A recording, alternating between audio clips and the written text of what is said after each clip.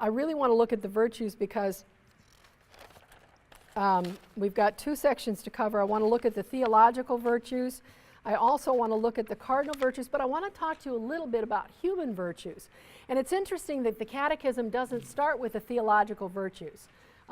They start with human virtues. And a good book to look at for human virtues is David Isaac's Character Building.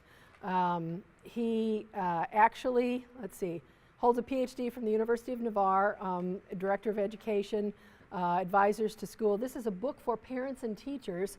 And he talks about, and this is where I got the quote on the back side of your page, at the very bottom about fortitude. He says, courage or fortitude is the great virtue, the virtue of those in love. And that just caught my interest years ago when I started forming children in virtue. The virtue of those who are convinced, those who are willing to take great risks for an ideal which is worthwhile, the virtue of the knight errant, who for love of his lady undertakes countless adventures, the virtue, in a word, of one who, well aware of the value of his life, because every life is unique, is willing to give it up cheerfully if necessary to attain a higher good. Fortitude, okay? And the Catechism talks about, and I love this passage from Philippians, whatever is true, whatever is honorable, whatever is just, whatever is pure, whatever is lovely, whatever is gracious, if there's any excellence, if there's anything worthy of praise, think about these things. That's really the nugget that we need to live by. And then the human virtues are firm attitudes in 1804, firm attitudes, stable dispositions, habitual perfections of intellect and will that govern our actions, order our passions, and guide our conduct according to reason and faith. They make possible ease, self-mastery, joy in leading a morally good life. Then the Catechism talks about the cardinal virtues: prudence, temperance, justice, and fortitude. Two things. Fortitude we already talked about, the virtue of a person in love. Temperance was something that my spiritual director, the very first time I went to see him, said I needed to look up in the Catechism and begin to practice. I was eating too much ice cream. I know it's funny, but that was one of the things I talked to him about. And justice cannot be confused with charity. Justice is giving according to a person's need, what they need as a human being. In other words, it's not charity to make sure that the homeless have some place to live.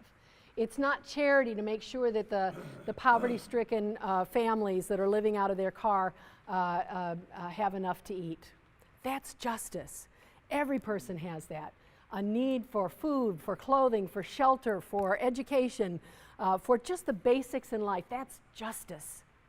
Charity is when we do the giving tree, perhaps, and we make sure that there are gifts, something a little extra. Maybe instead of a little Matchbox car, I give somebody an Xbox game. That's being charitable. That's being a little bit, over and above. But justice is giving everyone their need. Faith, hope, and charity, of course, we know are infused at baptism.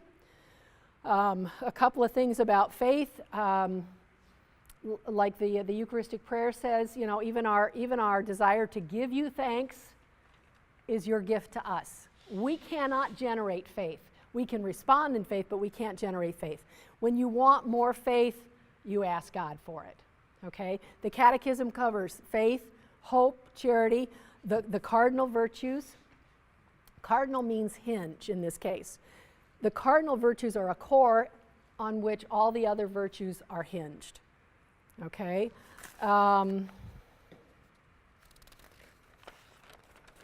When you get a chance to take a class on social justice, I would highly recommend it. But read first, before you would take that class, read first the section on social justice in the Catechism. Because there's true social justice, and there's the good, warm, fuzzy stuff that makes you feel good, but isn't always faithful to the Church's teachings. Finally, the gifts and fruits of the Holy Spirit. You probably learned these a long time ago in confirmation preparation. The gifts, when I look for catechists, I ask, I went to a parent meeting and I said, how many in here are confirmed? Well, hands shot up, and I said, then you've got all you need to be a catechist. You were baptized, you have faith, hope, and love. Now you have the gifts and the gifts of the Holy Spirit from confirmation.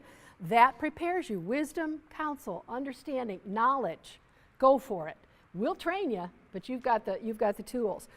Finally, the fruits of the Holy Spirit. If you look at those in 1832, I feel like I'm giving history dates.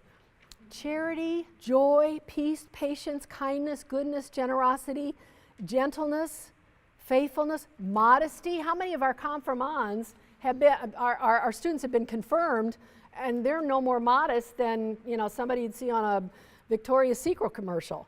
Self-control and chastity. When you look at those, when people see that in your life, they know that you're his follower. Though that's the evidence that they will use to convict you as a follower of Jesus, being filled with the Holy Spirit. Social justice is covered, and then there's quite a bit more after that. The whole issue of sin, the whole notion of sin, the concept of sin, the reality of sin is dealt with in this section. Goes a lot further than Todd and I are able to do today. And then finally, isn't it interesting, the last thing they address is the Ten Commandments. All of this before the Ten Commandments, the keeping of the law.